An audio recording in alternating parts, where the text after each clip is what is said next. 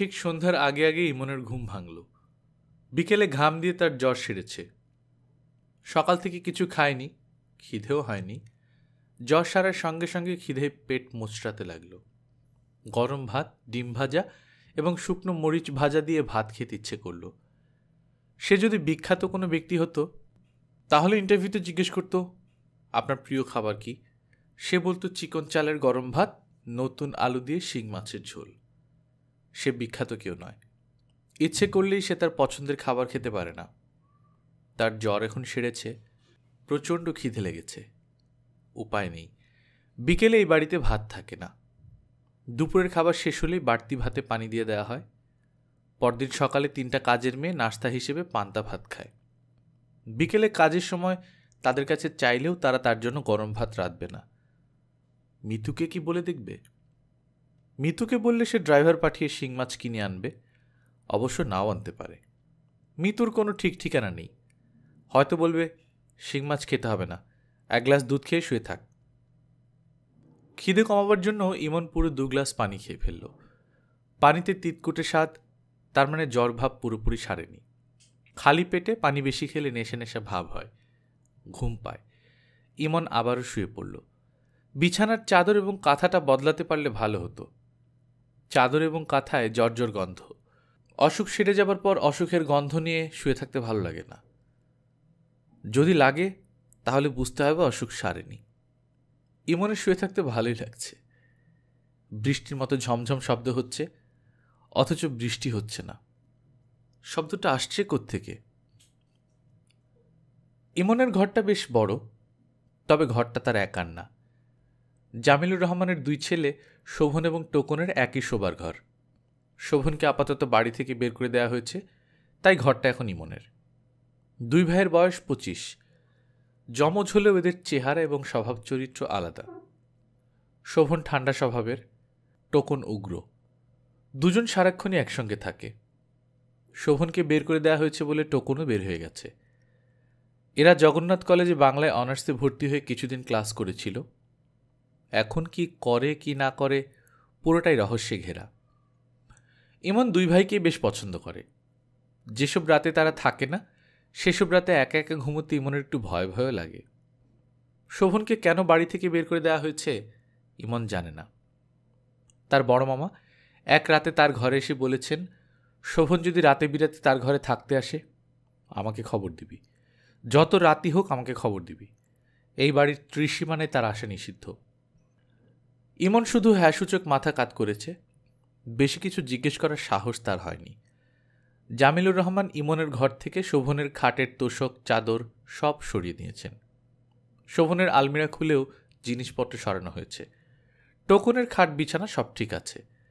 ইমন শুয়ে আছে টোকনের খাটে। সন্ধ্যাবেলা ইমনের ঘুম ভাঙল মশার কামড়ে। মশা কামড়ে তার মুখ ফুলিয়ে ফেলেছে। ঘর অন্ধকার, মনে হচ্ছে গভীর রাত। দরজা জানলা বন্ধ বলে বোঝাই যাচ্ছে না মাত্র সন্ধ্যা। গভীর রাত ভেবে ইমনের একটু ভয় ভয় করতে লাগলো। তার বাথরুম যাওয়া দরকার। খাট থেকে নেমে বাতি জ্বালিয়ে বাথরুমে যেতেই ভয় লাগছে। মনে হচ্ছে খাট থেকে নামলেই খাটের নিচ থেকে হামাগুড়ি দিয়ে কেউ একজন এসে শীতল হাতে তার 2 পা জড়িয়ে ধরবে। এই ভয় শৈশবের ভয়। শৈশবের কিছু কিছু ভয় মানুষের সঙ্গে থেকে যায়। মানুষের বয়স বাড়ে, শৈশবের অনেক কিছুই তাকে ছেড়ে যায়, ভয়টা ছাড়ে না। ভয় পেলে অবধারিতভাবেই ইমনের ছোট চাচার কথা মনে পড়ে। ছোট চাচার সঙ্গে তার প্রায় দেখা হয় না 6 বছর। দাদির মৃত্যুর পর হুট করে একদিন তিনি চলে যান সিঙ্গাপুর, সেখান থেকে মালয়েশিয়া, মালয়েশিয়া থেকে সুইডেন। তার শেষ পিকচার কার্ডটা সুইডেন থেকে পাঠানো। সুন্দরী নীল চোখা এক মেয়ে বরফ দিয়ে তুষার মানব বানাচ্ছে। পিকচার কার্ডের উল্টো দিকে এলোমেলো ভঙ্গিতে লেখা, ইমন, এখানে তেমন সুবিধা করতে পারছি না। স্পেনে এক বাঙালি পরিবার থাকে, তাদের সঙ্গে ভালো যোগাযোগ হয়েছে। তারা স্পেনে যেতে আমাকে উৎসাহিত করছেন। কি করব বুঝতে পারছি না। আমার সিদ্ধান্ত চিঠি দিয়ে জানাবো। সুইডেনের ঠিকানায় আপাতত কোনো চিঠি দিবি না, কারণ আমি আগামীকাল বাসা বদলাবো। সুপ্রভাকে আমার স্নেহ দিবি। সে কত বড় হয়েছে? ইতি, তোর ছোট চাচা।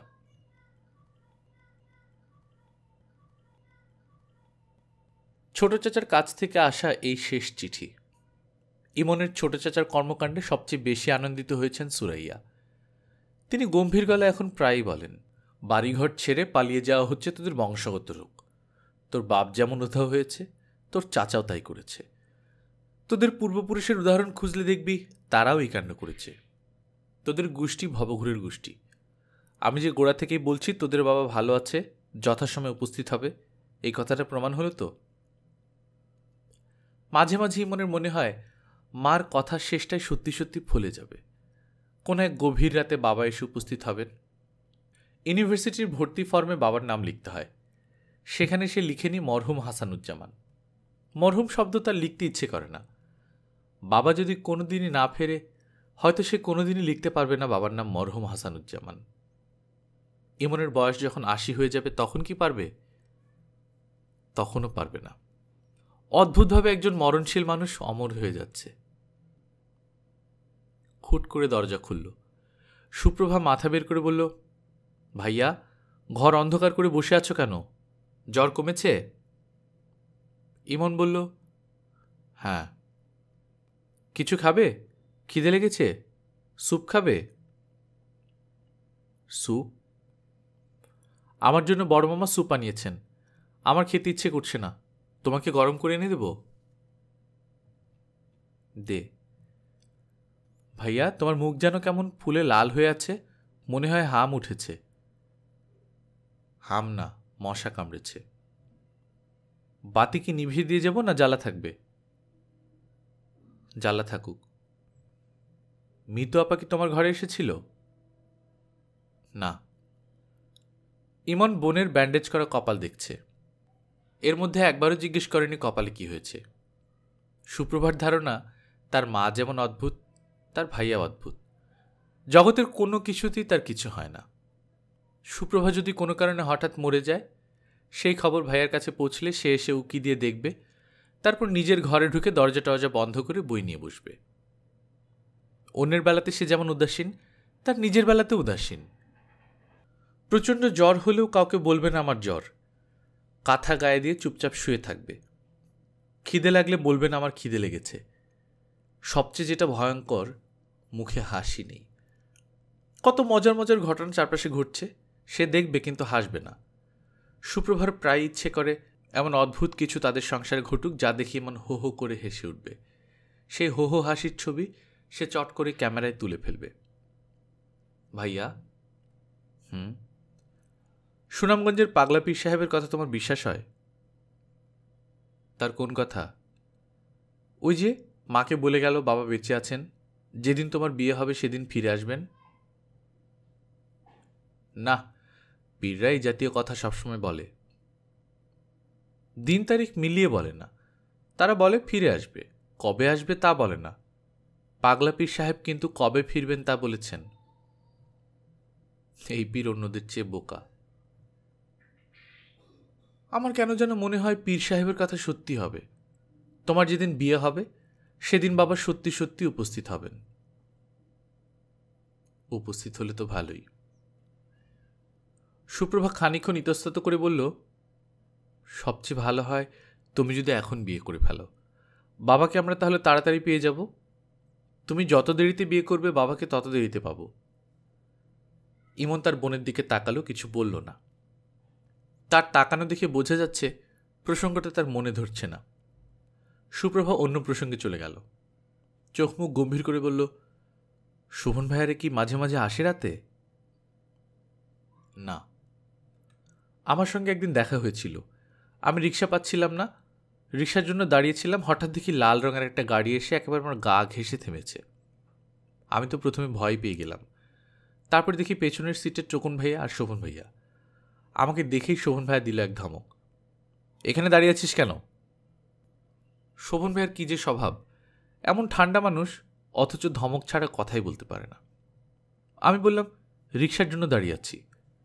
তারপর বললাম, তোমার সাথে যখন গাড়ি আছে আমাকে গাড়ি করে নামিয়ে দাও। শোভন ভাই বলল, আমার ঠেকা পড়েছে। বলেই হুশ করে গাড়ি নিয়ে চলে গেল। দুজনেই দাঁড়িয়ে রেখেছে, মুখ ভর্তি দাড়ি। চেনাই যায় না দেখে, চেহারা একদম বদলে গেছে। ছেলেদের কত মজা, ইচ্ছে করলেই দাড়ি রেখে চেহারা বদলে ফেলতে পারে। আমরা মেয়েরা সেটা পারি না। ঠিক না ভাইয়া? মেয়েদেরও দাড়ি গোফ গোজানোর সিস্টেম থাকলে ভালো হতো, হতো না ভাইয়া? কি জানি, বুঝতে পারছি না। আমার কথা শুনতে কি তোমার বিরক্ত লাগছে? না। তাহলে এরকম বিরক্ত বিরক্ত ভাব করে বসে আছো কেন? ইমন জবাব দিল না। সুপ্রভা তার সঙ্গে প্রচুর কথা বলে। ইমনের ইচ্ছা করে কথা বলতে, কেন জানি বলা হয় না। সে শুধু শুনেই যায়। সুপ্রভার কপালে ব্যান্ডেজ। কিভাবে ব্যথা পেল জানতে ইচ্ছে করছে, কিন্তু জানার জন্য প্রশ্ন করতে ইচ্ছে করছে না। ইমন যখন ঠিক করলো এখন সে জানতে চাইবে, তখনই সুপ্রভা উঠে চলে গেল। ইমনের মনে হলো ভালোই হয়েছে, প্রশ্ন করতে হলো না। রাতে সুপ্রভা মার সঙ্গে ঘুমোতে এলো। বালিশ নিয়ে এসে ঝুপ করে বিছানায় পড়ে গেল। পড়ার সময় শব্দ একটু বেশি হলো। আতঙ্কে সুপ্রভা কিছুক্ষণ চুপ করে রইল। এই বোধহয় মা দিলেন একটা ধমক। সুরাইয়া ধমক দিলেন না, বরং উল্টো হলো। স্বাভাবিক গলায় বললেন, সুপ্রভা আয়, চুল বেঁধে দিই। রাতে টান টান করে চুল না বাঁধলে চুল বড় হয় না। সুপ্রভা মার কাছে চুল বাঁধতে গেল। মার মেজাজ এখন ভালোই মনে হচ্ছে। এই ভালোটা কতক্ষণ থাকবে বলা যায় না। এমন যদি কোনো যন্ত্রপাতি থাকতো যে আগে ভাগে মেজাজের খবর জানায়, তাহলে খুব ভালো হতো। যন্ত্রটা সুপ্রভা ফিট করে রাখত। যন্ত্র আগে ভাগে ওয়ার্নিং দিচ্ছে, 4 নম্বর দূরবর্তী বিপদ সংকেত, সাবধানে কথা বলতে হবে, সামনে না যাওয়াই ভালো, দূরে দূরে থাকুন। কিংবা 10 নম্বর মহাবিপদ সংকেত, আশ্রয় কেন্দ্রে আশ্রয় নিন, মৃত্যুর কাছে কিংবা বড় মামার কাছে চলে যান। সুপ্রভা, কি মা? এখন থেকে রাতে আমার সঙ্গে ঘুমোবি। সুপ্রভার মুখ শুকিয়ে গেল। মা পেছন থেকে চুল আঁচড়াচ্ছেন বলে শুকনো মুখ দেখতে পেলেন না। সুপ্রভা নকল খুশি খুশি গলায় বলল, আচ্ছা। একা ঘুমলে হঠাৎ হঠাৎ খুব ভয় লাগে। পরশু রাতে খুব ভয় পেয়েছি। সুপ্রভা কিছু বলল না। মা কেন ভয় পেয়েছেন জানতে ইচ্ছে করছে না। টান টান করে বেনি বাঁধছেন, তার কষ্ট হচ্ছে, কিন্তু মুখে বলতে পারছে না। পরশু রাতে কি হয়েছে শোন। হঠাৎ ঘুম ভাঙল, শুনি বৃষ্টি হচ্ছে।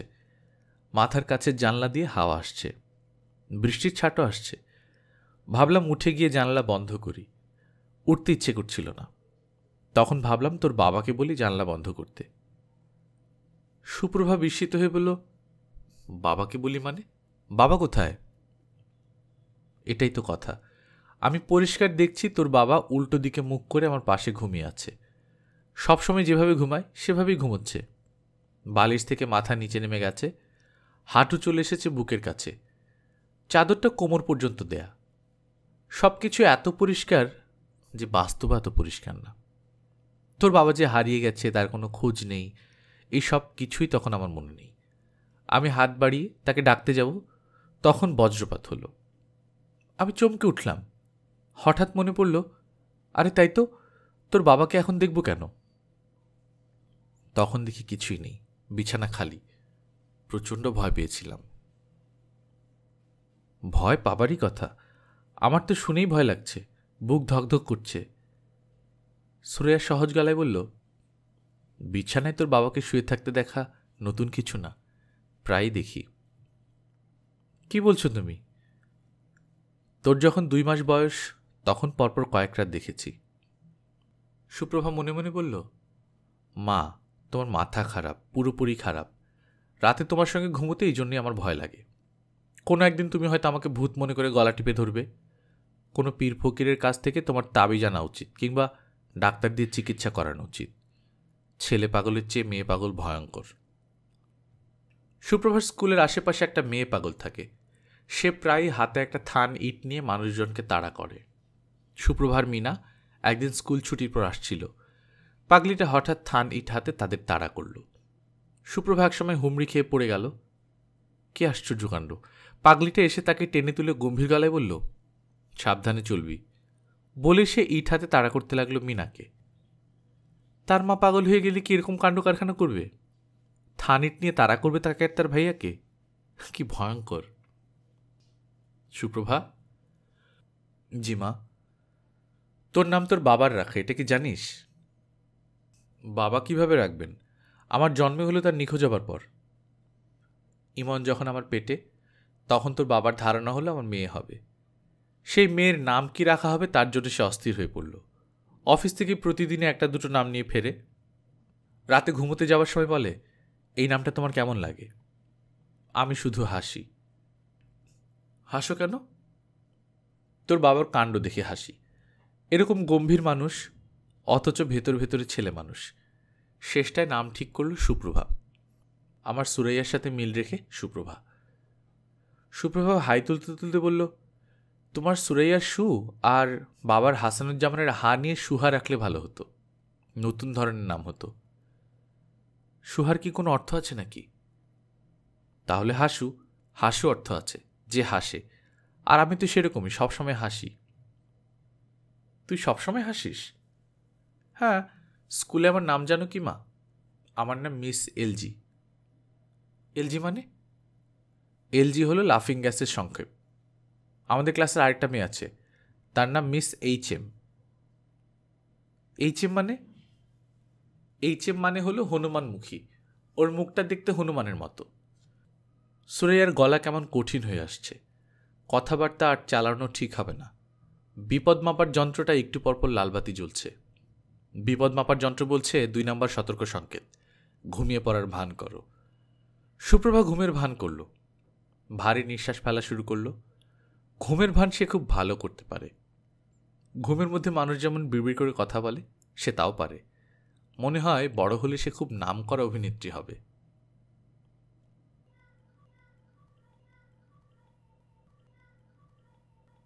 দরজায় খুটখুট শব্দ। ইমন ঘুমিয়ে পড়েছিল, খুটখুট শব্দে ঘুম ভাঙল। দরজার ওপাশ থেকে টোকনের গলা শোনা গেল, ইমন দরজা খোল। রাত 2টা না বাজতেই ঘুমিয়ে পড়লি, পরীক্ষায় ফার্স্ট সেকেন্ড হবি কিভাবে? ইমন দরজা খুলল। 2 ভাই হাসি মুখে দাঁড়িয়ে, কাউকেই চেনা যাচ্ছে না।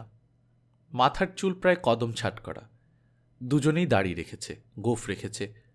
শোভন বলল, চিনতে পারছিস? আমরাই আমাদের চিনি না, তুই চিনবি কিভাবে? যা ফ্রিজ খুলে দেখ খাবার টাবার কিছু আছে কিনা, খিদে জীবন যাচ্ছে। ইমন বলল, রাতে থাকবে? শোভন বলল, এখনো বুঝতে পারছি না, হেভি একটা গোসল দেব। 7 দিন গোসল করিনি, গা থেকে পাঠার গন্ধ আসছে। কাছে আয়, শুকে দেখ। শোভন হাসছে, তার সঙ্গে টোকনও হাসছে। ইমনেরও খুব মজা লাগছে। ইমনের মনে হচ্ছে এই 2 ভাই তো আসলে সুখেই আছে, মনে সুখে ঘুরে বেড়াচ্ছে, যা করতে ইচ্ছে হয় করছে। এই দাড়ি রেখে ফেলছে, এই মাথা কামিয়ে ফেলছে। ঘর বাড়ির সঙ্গে কোনো সম্পর্ক নেই। ফ্রিজে বাসি খাবার যা পাওয়া যাবে তাই খাবে। ইচ্ছে হলে ঘুমোবে, ইচ্ছে না হলে রাতেই চলে যাবে। শোভন বাথরুমে ঢুকে পড়েছে। বাথরুমের দরজা খোলা, শাওয়ার ফুল স্পিডে ছেড়েছে। ঝড়ের মতো শব্দ হচ্ছে। ইমনের দায়িত্ব ফ্রিজ থেকে খাবার আনা। ইমন যাচ্ছে না, কারণ শোভন যখন বাথরুমে গোসল করে তখন ইমন বাথরুমের আশেপাশে থাকতে খুব পছন্দ করে। শোভনের স্বভাব হচ্ছে গায়ে পানি ঢালতে ঢালতে গান করা। কোনো গানই সে পুরোটা জানে না, 2 লাইন 4 লাইনের গান। এই 1 লাইনের রবীন্দ্রসঙ্গীত কুসুমে কুসুমে চরণ চিহ্ন, তারপরেই বাচপানকে দিন ভুলানা দেনা। ইমনের ধারণা বাংলাদেশের শোভন ভাইয়ার চেয়ে ভালো গানের গলা আর কারণ নেই। শোভন বাথরুম থেকে চেঁচিয়ে বলল, ইমন তোকে না খাবার ব্যবস্থা করতে বললাম, তুই দাঁড়িয়ে আছিস কেন? যাচ্ছি, ওই গানটা গাও না। কোনটা? বাকের ভাইয়ের গানটা, হাওয়া আমি উঠতে যায়। কথা ভুলে গেছি, তোকে যা করতে বলছি কর। দেখ ফ্রিজে কিছু নেই, যদি দেখিস তাহলে কাঁচা ডিম নিয়ে আসবি। কাঁচা ডিম লবণ দিয়ে খেতে মারাত্মক। ইমন তবুও যাচ্ছে না। শোভন ভাইয়া বাকের ভাইয়ের গানের 1-2 লাইন অবশ্যই গাইবে, তারপর সে যাবে। শোভন শীষ দিতে দিতে হাওয়া মুড়তে যায় গানটা ধরল। ইমনের রীতিমতো ঈর্ষা হচ্ছে। কাউকে কাউকে আল্লাহ এত ক্ষমতা দিয়ে পাঠান কেন? ফ্রিজে অনেক খাবার ছিল।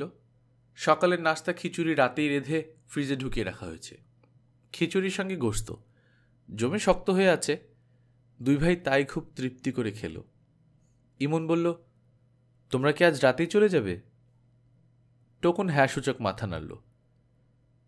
শোভন বলল, তোর কাছে একটা জিনিস রেখে যাব, কাপড় দিয়ে মোড়া, খবরদার, খুলে দেখবি না ভেতরে কি, সাবধানে রাখবি।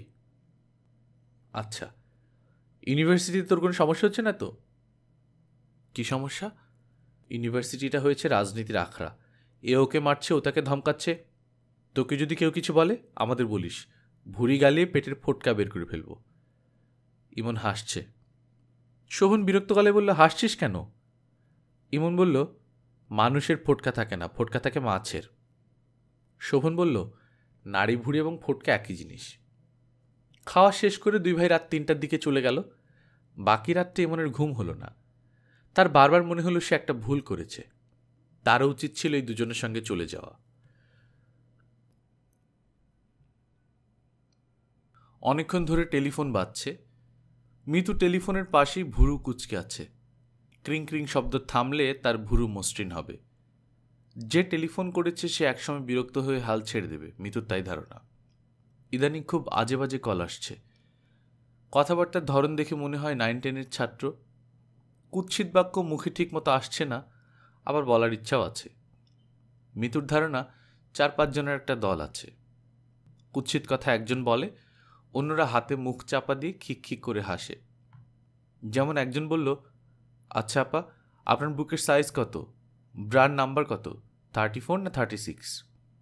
চারদিকে শুরু হলো খিক খিক হাসি। এই জাতীয় একটা বাক্যেই সারাদিনের জন্য মেজাজ খারাপ হয়ে থাকে। মিতু প্রতিজ্ঞা করেছে সে টেলিফোন ধরবে না। আজ যে টেলিফোন করেছে তার ধৈর্য অসীম। সে বিরক্ত হয়ে লাইন কেটে দিচ্ছে না, ধরে আছে। কিছুক্ষণ বিরতি নেয়, আবার করে। মিতু শেষটায় চোখ মুখ কঠিন করে রিসিভার হাতে নিল।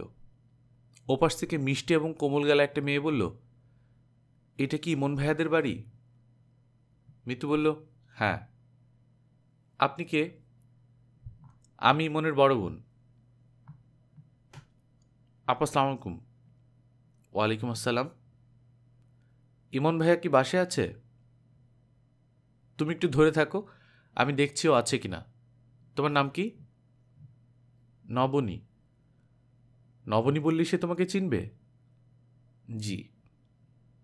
আচ্ছা, তুমি ধরে থাকো। মিতু ইমনের ঘরে ঢুকল। ইমন পড়ছিল। মিতুকে দেখে শুধু তাকালো, কিছু বলল না।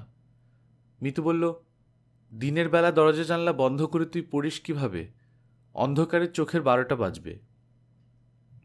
ইমন কিছু বলল না। প্রশ্ন না করলে সে জবাব দেয় না। এখনো তাকে কোনো প্রশ্ন করা হয়নি। মিতু বলল, চা খাবি? ইমনের চা খাবার কোনো ইচ্ছা নেই, তবু সে হ্যাঁ সূচক মাথা নাড়ল। ইমন লক্ষ্য করেছে সে চা খেতে চাইলেই মিতু ট্রেতে করে 2 কাপ চা নিয়ে আসে। ইমনকে 1 কাপ চা দিয়ে নিজে 1 কাপ নেয়। চা খাবার সময়টা পা দুলিয়ে দুলিয়ে গল্প করে। মিতু সেই গল্পগুলি হয় খুব মজার। চা খেতে ইচ্ছে না হলেও শুধুমাত্র গল্প শোনার লোভে ইমন চা খেতে চায়। মিতু আবার এসে টেলিফোন ধরল। হ্যালো নবনী। জি আপা। ইমন তো বাসায় নেই, মনে হয় সেলুনে চুল কাটাতে গেছে। ও আচ্ছা, তাকে কিছু বলতে হবে? জি না, কিছু বলতে হবে না। নবনী নামে একটা মেয়ে টেলিফোন করেছিল, এটা বলবো নাকি কিছুই বলবো না? আচ্ছা বলতে পারেন। আমি কি বলবো তোমাকে টেলিফোন করতে? জি না, দরকার নেই। তবু সে হয়তো তোমাকে টেলিফোন করতে চাইবে, তখন কি নিষেধ করব? জি না, নিষেধ করারও দরকার নেই। ও কি তোমার টেলিফোন নাম্বার জানে? আমি একবার কাগজে লিখে দিয়েছিলাম। এক কাজ করতে পারো, আমাকে টেলিফোন নাম্বার দিতে পারো। ও যদি আগের নাম্বার ভুলে গিয়ে থাকে আমি দিতে পারবো। তুমি বলো, আমি লিখে নিচ্ছি। আর আমার নিজেরও টেলিফোনে কথা বলতে ভালো লাগে, মাঝে মাঝে আমিও কথা বলতে পারি। আশ্চর্য তো, আপনার সঙ্গে আমার খুব মিল। সামনাসামনি কথা বলতে আমার ভালো লাগে না, টেলিফোনে কথা বলতে ভালো লাগে। ও আচ্ছা, তাহলে তুমি নিশ্চয়ই খুব রূপবতী। একমাত্র রূপবতীদেরই সামনাসামনি কথা বলতে ভালো লাগে না। আপা আমি রূপবতী না, মোটামুটি। কোন ক্লাসে পড়ো? ক্লাস 10, এবার এসএসসি দেব। ইমনের সঙ্গে পরিচয় হলো কিভাবে? উনি তো আমার স্যার, সপ্তাহে 3 দিন আমাকে অঙ্ক করান। ও আচ্ছা, ইমন আমাদের কিছু বলেনি। স্যারকে ভাইয়া ডাকো? স্যার ডাকতে ভালো লাগে না, এই জন্য ভাইয়া ডাকি। আপা টেলিফোন নাম্বারটা লিখে রাখুন, আমাকে এক্ষুনি টেলিফোন ছেড়ে দিতে হবে, মা আসবে। আমি সারাক্ষণ টেলিফোনে কথা বলি তো, এটা মার খুব অপছন্দ। নবনী টেলিফোন নাম্বার বলল। মিতু লিখে রাখল না। টেলিফোন নাম্বার মনে রাখার ব্যাপারে তার ভালো দক্ষতা আছে। একবার কোনো নাম্বার শুনলে তার সারা জীবন মনে থাকে। পড়াশোনা তেমন মনে থাকে না। মিতুর ধারণা টেলিফোন অপারেটরের চাকরি সে খুব ভালো করবে। মিতু 2 কাপ চা নিয়ে ইমনের ঘরে ঢুকল। চায়ের কাপ ইমনের দিকে বাড়িয়ে দিতে দিতে বলল, তারপর তোর খবর কি? ইমন বলল, ভালো। কেমন ভালো? মোটামুটি না খুব ভালো? ইমন কিছু বলল না। মিতুর সঙ্গে সে খুব বেশি কথাবার্তায় যায় না। মেয়েটাকে তার একটু ভয় ভয় লাগে। তার সবসময় মনে হয় এই মেয়েটার সামনে যেই দাঁড়ায় তার সব রহস্য ফাঁস হয়ে পড়ে। মিতু কিছু বিশেষ ক্ষমতায় মনের সব কথা বুঝে ফেলে। ইমন সাহেব। তুই কি প্রাইভেট টিউশনই করিস নাকি? কাউকে তো কিছু বলিসনি? বলার কি আছে? তাও ঠিক, বলার কি আছে। কত টাকা দেয়? 1000 টাকা। মাত্র? 1000 টাকা মাত্র হবে কেন? আমার কাছে তো মাত্র বলেই মনে হচ্ছে। তোর মতো ব্রিলিয়ান্ট একজন ছাত্র বাসে গিয়ে পড়াচ্ছিস, ওরা কি নাস্তা দেয়? হ্যাঁ দেয়। ভালো নাস্তা? এত কথা জিজ্ঞেস করছিস কেন? তোর ছাত্রী দেখতে কেমন রে? দেখতে ভালো। পুতুল পুতুল চেহারা? পুতুল পুতুল চেহারা কিনা আমি জানি না। কোন চেহারাকে পুতুল পুতুল চেহারা বলে? আমার দিকে দেখ। আমার চেহারা পুতুল পুতুল না। আমার মধ্যে কোনো মায়া নেই। আমি হচ্ছে কঠিন একটা মেয়ে। মিতুকে এখন সত্যি সত্যি কঠিন দেখাচ্ছে। ইমন বিস্মিত হয়ে তাকিয়ে আছে। মিতুর চেহারার এই হঠাৎ পরিবর্তনের কারণ সে ধরতে পারছে না। মিতু নিজেও বুঝতে পারছে না সে হঠাৎ এমন রেগে গেল কেন। নবনী নামের একটা মেয়েকে ইমন পড়ায়, এটা কি রাগের কারণ? এর মধ্যে রাগের কি আছে? ইমন পড়ার খরচ চালানোর জন্য এটা করতেই পারে, করাটাই স্বাভাবিক। খবরটা গোপন রাখার জন্য কি মিতু রাগ করেছে? তাও তো না। গোপন করা ইমনের স্বভাব, কোনো কিছুই সে বলে না। তার বেশিরভাগ খবর জানা যায় অন্যের মাধ্যমে। ইমন, আজ বিকেলে কি তোর টিউশনি আছে? না। আজ বিকেলে তুই আমার সঙ্গে বনানী মার্কেটে যাবি। আমার এক বান্ধবীর হঠাৎ বিয়ে ঠিক হয়ে গেছে, ওর বিয়ের গিফট কিনব। আজ তো যেতে পারবো না। কেন যেতে পারবি না? আজ বিকেলে আমি আমার ক্লাসের এক ছেলের কাছে যাব, ওর সঙ্গে কথা হয়ে আছে। আজ না গিয়ে কাল যাবি? তোর অ্যাপয়েন্টমেন্ট তো আর প্রাইম মিনিস্টার অ্যাপয়েন্টমেন্ট না যে রদবদল করা যাবে না। ওর একটা কম্পিউটার আছে, আমি ওর কম্পিউটার ল্যাবের কাজগুলি দেখি। আরেকদিন দেখবি, একদিন প্র্যাকটিক্যাল না দেখলে কিচ্ছু হয় না। আচ্ছা। মিতু উঠে দাঁড়ালো এবং তীব্র গলায় বলল, তোর যেতে হবে না। ঘর থেকে বের হবার সময় সে এত দ্রুত বের হলো যে দরজায় বাড়ি খেয়ে মাথা ফুলে গেল। অন্য কোনো ছেলে হলে পুরো ঘটনার আকস্মিকতায় হকচকিয়ে যেত। ইমনের বেলায় তার ব্যতিক্রম হলো। সে সঙ্গে সঙ্গে বই নিয়ে বসল। বইয়ে সে ঠিক মন বসাতে পারল না। এই বইয়ের ফাঁকে একটা রেজিস্ট্রি চিঠি লুকানো আছে। চিঠিটা গত সপ্তাহে এসেছে। চিঠির হাতের লেখা অপরিচিত, চিঠির ভাষা অশালীন, কিন্তু চিঠিটা যে পাঠিয়েছে সে পরিচিত। চিঠিটার লেখক মিতু, এই ব্যাপারে সে 100% নিশ্চিত। চিঠিটার এক লাইন হচ্ছে, জানগো, তুমি রাস্তা দিয়ে হাঁটার সময় কুজু হয়ে হাঁটো কেন? এই লাইনটাই বলে দিচ্ছে চিঠি মিতুর লেখা। মিতু তাকে কয়েকবার বলেছে, এই তুই রাস্তা দিয়ে হাঁটার সময় কুজু হয়ে হাঁটিস কেন? তোকে দেখলে মনে হয় হাঞ্চব্যাক অফ নটরডেম। মিতুর উদ্দেশ্য যদি হয় মজা করা, তাহলে এই লাইনটি লিখে সে নিজেকে স্পষ্ট করে তুলল কেন? নাকি মিতু চাচ্ছে চিঠি পড়ে সে যেন পত্রলেখককে ধরতে পারে? মাঝে মাঝে ইমনের মনে হয় এই ব্যাপার নিয়ে সে মিতুর সঙ্গে কথা বলে। তারপর মনে হয়, কথা বলে কি হবে? ইমন বইয়ের ভাঁজ থেকে আবার চিঠিটা বের করল। রুলটানা কাগজে মজার একটা চিঠি। আচ্ছা, এমন কি হতে পারে যে এটা খুব চিন্তা ভাবনা করে লেখা মিতুর প্রথম প্রেমপত্র? এর একটা জবাব পাঠিয়ে দিলে কেমন হয়? রেজিস্ট্রি করা জবাব। সম্বোধন হবে, আমার প্রাণ পাখি বুলবুলি। চিঠিটা হবে আগের চিঠির হুবহু কপি। আগের চিঠিতে যেখানে জান লেখা, সেখানে সে লিখবে জানের স্ত্রীলিঙ্গ জানি। শুধু চিঠির শেষে নামের জায়গায় লিখবে ইতি হাঞ্চব্যাক অফ নটরডাম। ছি, এইসব সে কি ভাবছে? ইমন বইয়ে মন দেওয়ার চেষ্টা করল, মন বসছে না। মৃত্যুর সঙ্গে গল্প করতে ইচ্ছে হচ্ছে। এই ইচ্ছেটা তার প্রায়ই হয়, মাঝে মাঝে এত প্রবল হয় যে সে আতঙ্কগ্রস্ত হয়ে পড়ে। কয়েকবার সে স্বপ্নে মৃত্যুকে দেখেছে। মানসিকভাবে সে নিশ্চয়ই অসুস্থ, নয়তো এমন স্বপ্ন সে দেখত না। একটা স্বপ্ন ছিল ভয়াবহ। সে খাটে বসে বই পড়ছে অনেক রাত। মৃত্যু ঘরে ঢুকে বলল, এই শোনো, চোখ বন্ধ করো। ইমন বলল, কেন? মৃত্যু বলল, কেন মানে? আমি ঘুমাবো না? ঘুমোলে চোখ বন্ধ করতে হবে কেন? আমি কি শাড়ি পরে ঘুমোতে যাব নাকি? নাইটি পরে ঘুমাবো? ইমন চোখ বন্ধ করল। এর মধ্যেও পিটপিট করে তাকালো। সত্যি মৃত্যু খুব স্বাভাবিক ভঙ্গিতে শাড়ি খুলে নাইটি পরে বিছানায় শুয়ে এসে বলল, ঘুমোতে এসো, এত বেশি পড়াশোনা করার দরকার নেই, শেষে আইনস্টাইন হয়ে যাবে। ইমন স্বপ্নের মধ্যেই বুঝতে পারছে মৃত্যু তাকে তুই তুই করে বলছে না। মৃত্যু তার স্ত্রী, স্ত্রীরা স্বামীকে তুই করে বলে না। স্বপ্নটা দেখার পর প্রায় 1 সপ্তাহ ইমন মৃত্যুর দিকে চোখ তুলে তাকাতে পারেনি। তার মনে হয়েছে মৃত্যুর চোখে চোখ পড়লে মৃত্যু সব কিছু বুঝে যাবে। একদিন মৃত্যু নিজেই বলল, আই শোন, তুই আমাকে দেখলে এমন পাশ কেটে চলে যাস কেন রে? তোর সমস্যাটা কি? আমাকে তুই ভয় পাস নাকি? ভয় পাবো কেন? ভয় কেন পাবি সেটা তো আমি জানি না। তোর ভাবভঙ্গি দেখে মনে হয় তুই আমাকে ভয় পাস। আর নয়তো তুই আমার প্রেমে পড়েছিস। প্রেমের প্রাথমিক পর্যায়ে ছেলেরা এমন করে। তুই প্রেম বিশারদ হয়েছিস নাকি? আমি সর্ববিদ্যা বিশারদ। আমার মাছির মতো 30,000 চোখ। ইমন বলল, চোখ বেশি থাকার সমস্যাও আছে। চোখ যত বেশি, ভিশন তত পুর। প্রকৃতি একটা দিলে আরেকটা দেয় না। প্রকৃতি যাকে দেবার তাকে উজাড় করেই দেয়, যাকে দেবার না তাকে কিছুই দেয় না। এই জন্যই একজন হয় রবীন্দ্রনাথ, আরেকজন হয় ঠেলাগাড়ি ড্রাইভার মুকাদ্দেস।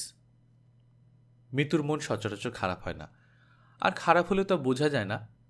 আজ মৃত্যুর মন বেশ খারাপ। ইমনের ঘর থেকে বের হয়ে সে প্রথমে ছাদে গেল। বেশিক্ষণ থাকলো না, প্রায় সঙ্গে সঙ্গে নেমে এলো। তার মন খারাপ কিনা তা বোঝার উপায় হচ্ছে সে রান্নাঘরে কিনা। যদি দেখা যায় সে রান্নাঘরে ঢুকে কোনো রান্না নিয়ে ব্যস্ত, তাহলে বোঝা যাবে তার মন বিশেষ খারাপ। মার ঘরের পাশ দিয়ে রান্নাঘরে যাবার সময় ফাতেমা খুশি খুশি গলায় রাখলেন, মিতু, শুনে যা।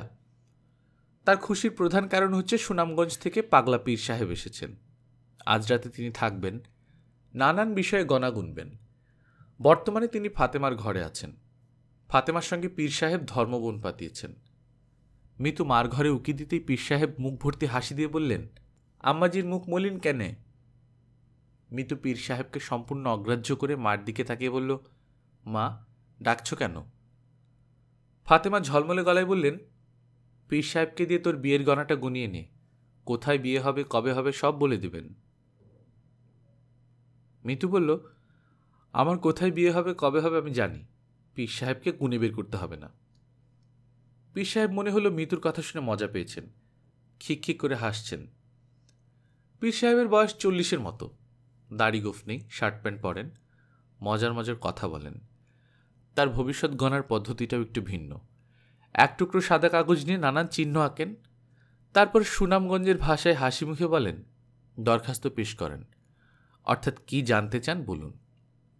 যখন কিছু জানতে চাওয়া হয় তখন কিছুক্ষণ চোখ বন্ধ করে নিজের মনে বিড়বিড় করেন, সাদা কাগজে আরও কিছু আঁকিবুকি কাটেন, তারপর বলেন, বিসমিল্লা বলে আঙ্গুল ফেলেন। তখন বিসমিল্লা বলে আঁকিবুকি কাটা কাগজে আঙুল ফেলতে হয়। আঙুল ফেলা মাত্র পীর সাহেব হড়বড় করে প্রশ্নের জবাব দিতে থাকেন। মিতুর ধারণা, এই মানুষ পীর ফকির কিছু না, অতি ধুরন্ধর।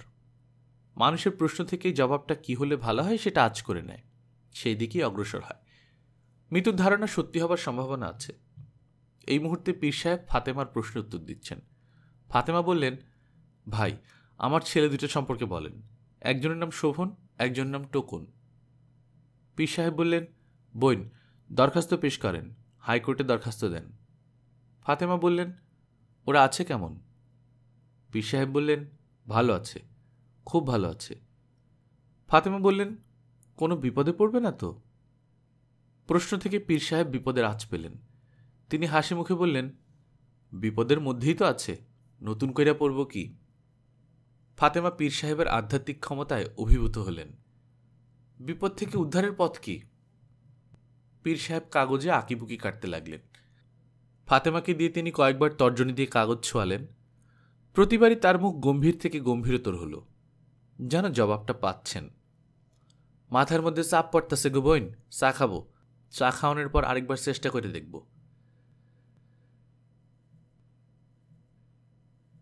এই বাড়িতে পাগলা পীর সাহেব এলে সবচেয়ে উত্তেজিত অবস্থায় যে থাকে তার নাম সুপ্রভা। সে সারাক্ষণ পীর সাহেবের সঙ্গেই থাকে। পীর সাহেবকে ডাকে পীর মামা। আজ সুপ্রভার দেখা পাওয়া যাচ্ছে না। স্কুল থেকে ফিরে সে আতঙ্কে অস্থির হয়ে আছে। তার কিছুই ভালো লাগছে না। স্কুল থেকে ফিরে সে ভাত খায়, ভাত খেতে পারেনি। খাবার নাড়াচাড়া করে রেখে দিয়েছে, কারণ সে ভয়ঙ্কর বিপদে পড়েছে। এই বিপদ থেকে সে কিভাবে উদ্ধার পাবে তা জানে না। দোয়া ইউনুস ক্রমাগত পড়তে থাকলে বিপদ থেকে উদ্ধার পাওয়া যায়। দোয়া ইউনুস ক্রমাগত পড়ে যাচ্ছে, বিপদ থেকে উদ্ধারের কোনো পথ দেখছে না। স্কুলে সে তার গলার চেইনটা হারিয়ে ফেলেছে। এক ভরি সোনার চেইন সুরেয়া তার মেয়ের গলায় পরিয়ে দিয়েছিলেন। সোনার গয়না পরে স্কুলে যে এমনিতে নিষেধ, আজ ছিল প্রাইজ ডিস্ট্রিবিউশন। সেই উপলক্ষে কিছু সাজগোজ করার অনুমতি ছিল। এই অনুমতি কাল হয়েছে। চেইন যে হারিয়েছে এটা সে টের পেয়েছে স্কুল থেকে আসার পর। স্কুলে থাকার সময় টের পাওয়া গেলে মাঠে যেখানে সবাই মেয়েরা মিলে দৌড়াদৌড়ি করছিল সেখানে খোঁজা যেত। সুপ্রভাত দোয়া পড়েই যাচ্ছে। দোয়া যদি কবুল হয় তাহলে জিনিসটা কিভাবে পাওয়া যাবে সে বুঝতে পারছে না। হঠাৎ দেখা যাবে হারানো চেইন তার গলায় দুলছে, নাকি হঠাৎ স্কুলের দারোয়ান চাচা বাসে উপস্থিত হয়ে বলবে, আপামনি আপনার চেইন পাওয়া গেছে। সমস্যা হচ্ছে স্কুলের দারোয়ান তো তার বাসার ঠিকানা জানে না। জামিলুর রহমান লক্ষ্য করলেন সুপ্রভা সিঁড়িঘরের অন্ধকারে দাঁড়িয়ে ফুপিয়ে কাঁদছে। তিনি কাছে এগিয়ে গেলেন, গম্ভীর গলায় বললেন, কাঁদছিস কেন? সুপ্রভা জবাব না দিয়ে ছুটে এসে তার বড় মামাকে জড়িয়ে ধরল। জামিলুর রহমান বিরক্ত গলায় বললেন, কান্না বন্ধ করে বল, সমস্যাটা কি? মা বকা দিয়েছে? না। তাহলে কি হয়েছে? সুপ্রভা ফুপাতে ফুপাতে তার সমস্যার কথা বলল। জামিলুর রহমান বললেন, কাপড় বদলে চল আমার সঙ্গে। কোথায় যাব? চল দেখি সমস্যার সমাধান করা যায় কিনা। কেঁদে তো তুই আমার পাঞ্জাবি ভিজিয়ে ফেলছিস, কান্না বন্ধ কর। জামিলুর রহমানের মতো কৃপণ মানুষ সুপ্রভাকে নিয়ে অনেক দোকান ঘুরে ঠিক আগের চেইনের মতো দেখতে একটা চেইন কিনে দিলেন। সুপ্রভা বলল, মামা এটা তো বেশি চকচক করছে, মা যদি বুঝে ফেলে? বুঝবে না, তোর মা খুঁটি আজকাল কিছুই দেখে না। মামা এক কাজ করলে কেমন হয়, চেইনটা নিয়ে তেঁতুল দিয়ে ধোয়া শুরু করি, মার সামনে ধুই, মা বুঝবে যে ধোয়ার জন্য পরিষ্কার হয়েছে। বুদ্ধিটা খারাপ না। মামা কোক খাবো। কোক ফোক না, আজে বাজে জিনিস খেয়ে শরীর নষ্ট। কোকের একটা ক্যান জামিলুর রহমান কিনে দিলেন। কোক খেতে খেতে সুপ্রভা ফিরছে, হড়বড় করে অনবরত কথা বলছে। বড় মায়া লাগছে জামিলুর রহমান সাহেবের।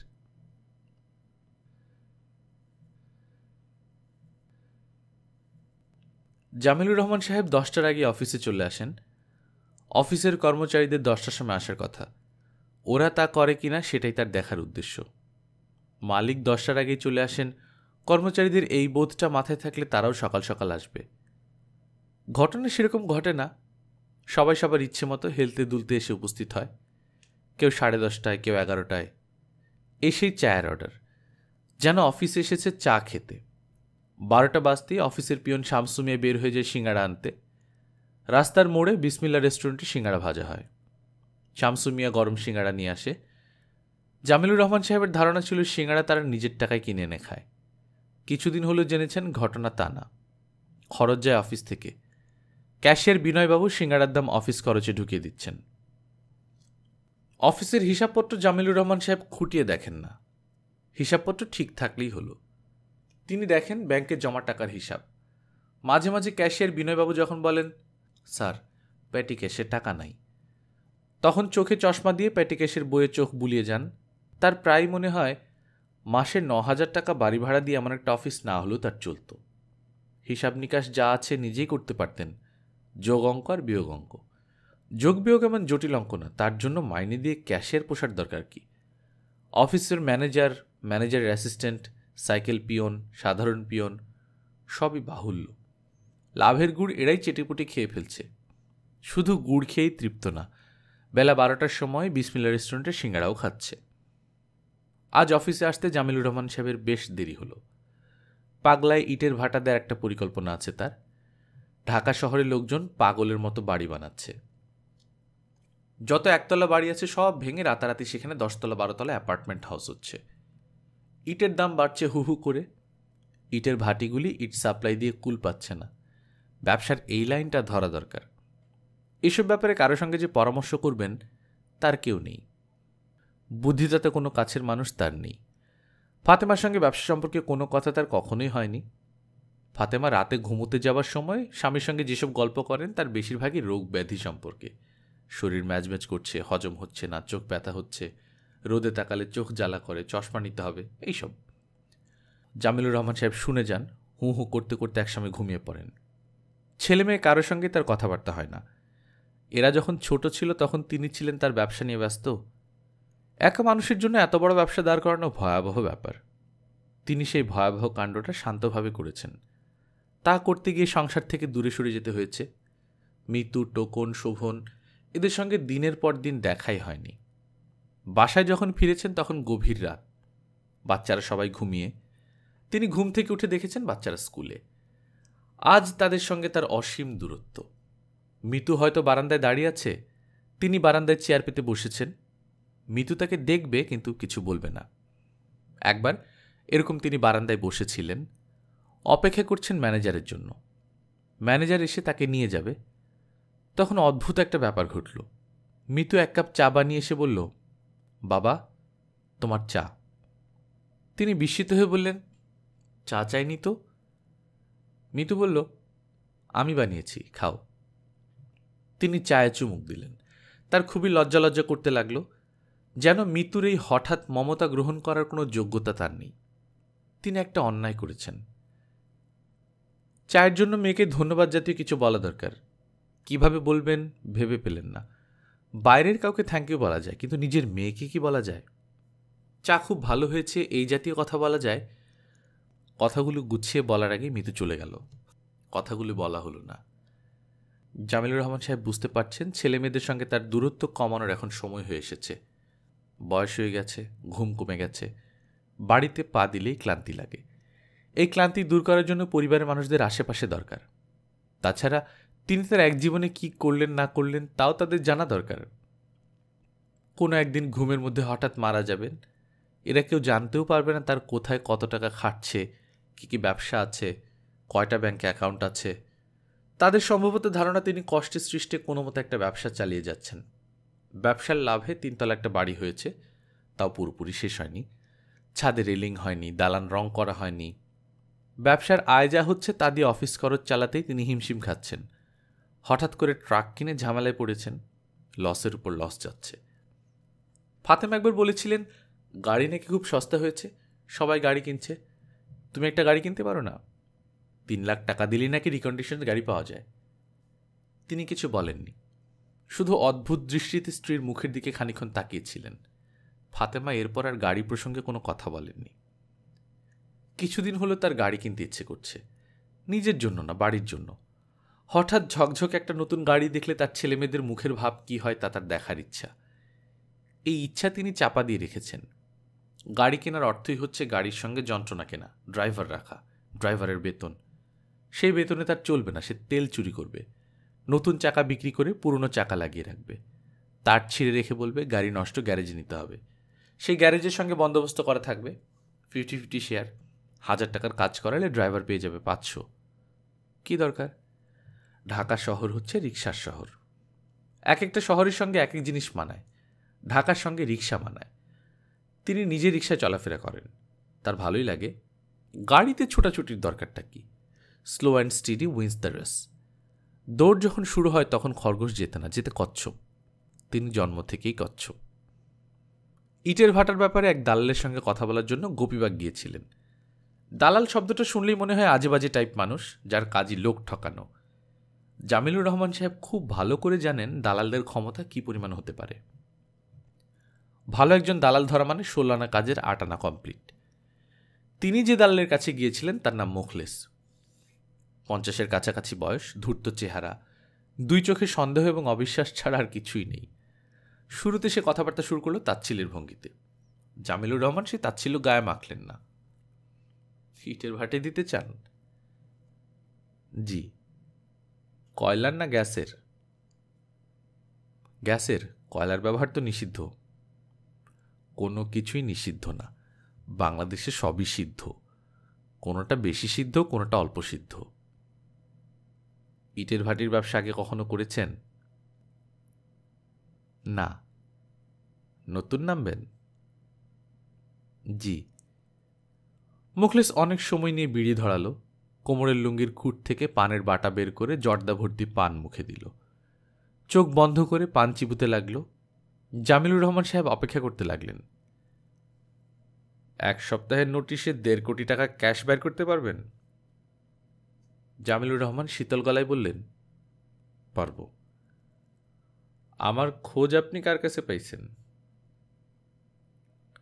কার কাছে খোঁজ পেয়েছি এটা কি আপনার জানা দরকার? না, দরকার নাই। আপনি 15 দিন পর আবার আসেন, এই 15 দিনে আমি খোঁজ খবর করব। জামিলুর রহমান উঠে দাঁড়ালেন।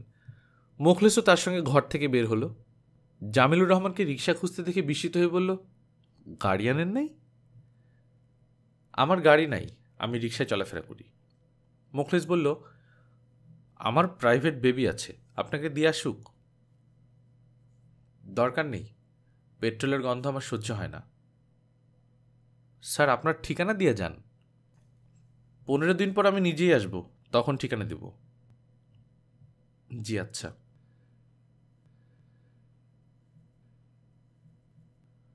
মোখলেসের কাছ থেকে আসতে গিয়ে অফিসের তার দেরি হলো।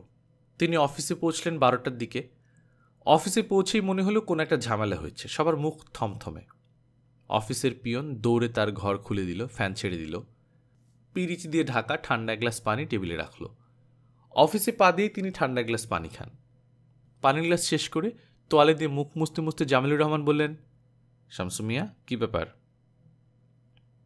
ক্যাশিয়ার সাহেব আপনারে বলবো। তুমি বললে কোনো অসুবিধা আছে? ঘটনা কি আগে তুমি বলো, তারপর ক্যাশিয়ারের কাছ থেকে শুনবো। আমি কিছু জানি না স্যার, ঘটনার সময় আমি বাইরে ছিলাম। ম্যানেজার সাহেব আমার চিঠি পোস্ট করতে বলছিলেন, আমি গেছি চিঠি পোস্ট করতে, তখন ঘটছে। ঘটনা কি? ছোট সাহেব আসছিল।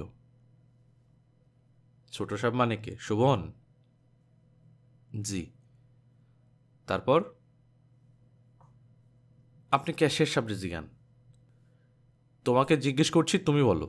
শোভন এসে টাকা চাইল? জি। টাকা নিয়ে চলে গেছে? জি। কত টাকা? পেটি কেসে যত টাকা ছিল সবই নিছে। কত ছিল? মনে হয় 30,000। আজ একটা পেমেন্ট দেওয়ানোর কথা, চেক ক্যাশ করাইছে। শোভন একা এসেছিল? যে না, টোকন ভাইয়াও ছিল, গাড়িতে বৈশা ছিল, নামে নাই, নামছে খালি শোভন ভাইয়া। শোভন টাকা চেয়েছে আর বিনয়বাবু আয়রন সেফ খুলে টাকা দিয়ে দিয়েছে। উনি দিতে চান নাই, ম্যানেজার সাহেব ওনারা দিতে বলছেন। ম্যানেজার সাহেব খুব ভয় পেয়েছেন। ভয় পেয়েছেন কেন? শোভন পিস্তল বের করেছিল? জি। আচ্ছা যাও, ক্যাশিয়ার সাহেবরা আসতে বলি। কাউকে আসতে বলতে হবে না, যখন ডাকবো তখন আসবে। স্যার, চা বানায় দিব? না, দরজা লাগিয়ে দিয়ে যাও। শামসু দরজা লাগিয়ে ভীত মুখে বের হয়ে গেল। জামিলুর রহমান চুপচাপ চেয়ারে বসে রইলেন। তার বুকে চিনচিনে ব্যথা হচ্ছে, শরীর ঘামছে। হার্ট অ্যাটাকের প্রাথমিক পর্যায়ে না তো? না, তা না। এরকম তার আগেও কয়েকবার হয়েছে। চুপচাপ বসে থাকলেই ঠিক হয়ে যাবে। এখন তার করণীয় কি? পুলিশে খবর দেবেন? পুলিশকে বলবেন যে আমার 2 ছেলে এসে ডাকাতি করেছে, আর্মড রবারি, সঙ্গে পিস্তল ছিল? না, তা করা যাবে না। জামিলুর রহমান তার মন অন্যদিকে ফেরাবার চেষ্টা করছেন, পারছেন না। না পারলেও চেষ্টা করতে হবে। আজকের কাগজ পড়া হয়নি, কাগজ পড়া যেতে পারে। তিনি বেল টিপলেন, শামসু ঢুকল। তিনি বললেন, দেখি আজকের কাগজটা দেখি। চা দিব স্যার? দাও, চা দাও। বুকের চিনচিন ব্যথাটা মনে হয় কমে আসছে। ব্যথা পুরোপুরি কমুক, তখন বিনয়ের সঙ্গে কথা বলা যাবে। তিনি সিঙ্গাড়ার গন্ধ পেলেন। 12টা বেজে গেছে। অফিসের সিঙ্গাড়া চলে এসেছে। কি এমন জিনিস যে প্রতিদিন খেতে হয়? তিনি নিজে আজ একটা খেয়ে দেখবেন নাকি?